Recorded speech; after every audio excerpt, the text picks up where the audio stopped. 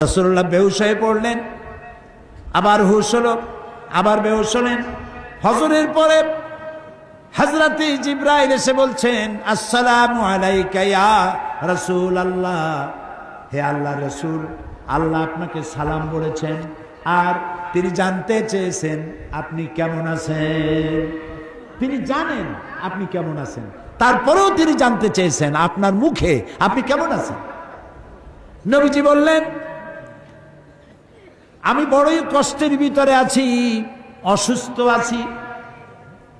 হযরতে জিবরাইল বলছেন, ইয়া রাসূলুল্লাহ, একজন নতুন ফেরেশতা এসেছে আজ আমার সাথে, যে ফেরেশতা কোনো মানুষের কাছে আসার জন্য অনুমতি কোনোদিন চায় নাই আর কোনোদিন চাবেও না, শুধু আপনার অনুমতি চায় আপনার কাছে আসার জন্য। সে ফেরেশতার নাম মালাকুল মউত। হযরতে মালাকুল মউত রাসূলের অনুমতি নিয়ে রাসূলের জাসাদ মুবারকের কাছে এসে সালাম পেশ করলেন। বললেন, ইয়া রাসূলুল্লাহ, আদম আলাইহিস সালাম থেকে নিয়ে শুরু করে এই পর্যন্ত আমি যত মানুষের জান কবজ করেছি আর কিয়ামত পর্যন্ত যত মানুষের জান কবজ করব, কারো কাছে অনুমতি চাই নাই, অনুমতি চাওয়াও আমার লাগবে না। কিন্তু আজকে আসার সময় আল্লাহ রাব্বুল আলামিন আমাকে বলেছেন আমি যেন আপনার অনুমতি চাই। রাসূলুল্লাহ বললেন, মালাকুল মউত, আমি যদি তোমাকে অনুমতি না দেই? হযরতে মালাকুল মউত বলেন, ইয়া রাসূলুল্লাহ, আল্লাহ তাআলা বলেছেন অনুমতি যদি না পাও ফিরে এসো। আল্লাহু আকবার, আল্লাহু আকবার। হযরতে জিবরাইল বলেন, ইয়া রাসূলুল্লাহ, আল্লাহ রাব্বুল আলামিন আপনার সঙ্গে দিদারের ইন্তজার করতেছেন। নবী বললেন, মালাকুল মউত, তুমি তোমার কাজ শুরু করতে পারো। মালাকুল মউত যখন জান কবজ করতে যাবে, রাসূলুল্লাহ বললেন, আয়েশা একটু কাছে আসো। ওই যে সোনা ছিল কয়েক টুকরা, সোনাগুলোর খবর কি? 6 টুকরা, ছোট্ট ছোট্ট 6টা টুকরা সোনা ছিল, সোনাগুলো কই? হযরত আয়েশা বলেন, আমি তার যত্ন করে রেখেছি। নবীজি বলছেন, এক্ষুনি স্বর্ণ টুকরাগুলি সদকা করে দাও। আমি মুহাম্মদ সাল্লাল্লাহু আলাইহি সাল্লাম আল্লাহর দরবারে এই অবস্থায় উপনীত হতে চাই না যে মুহাম্মদের ঘরের ভিতরে সোনা আছে।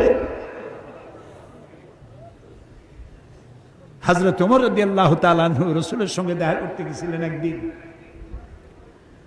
ঘরে মা আয়েশা ছিলেন না।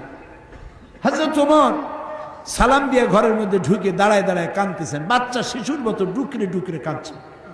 রাসূলুল্লাহ জিজ্ঞেস করছেন, ওমর কাঁদো কেন?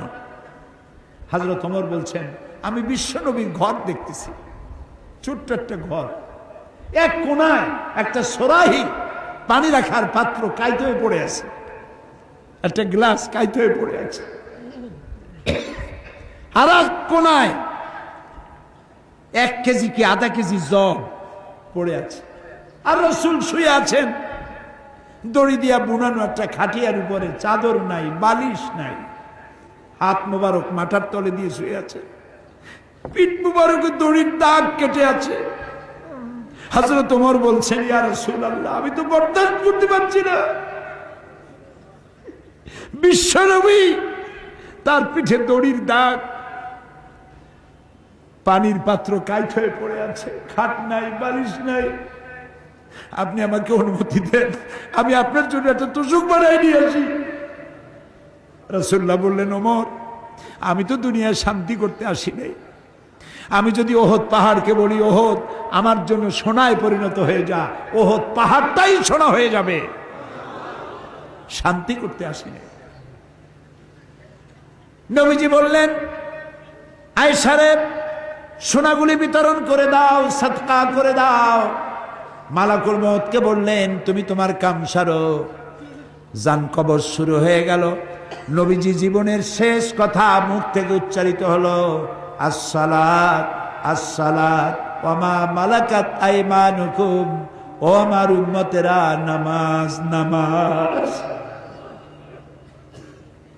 ইন্তেকালের সময় মেয়ের কথা বললেন না, নাতির কথা বললেন না, জামাইয়ের কথা বললেন না, উম্মতকে স্মরণ করালেন, ও আমার উম্মতেরা নামাজ ছেড়ে দিও না, আর তোমার অধীনস্থ ব্যক্তিদেরকে জ্বালা যন্ত্রণা দিও না, চাকর বাকরের জ্বালা যন্ত্রণা দিও না, গরিব মানুষের দিকে লক্ষ্য রেখো।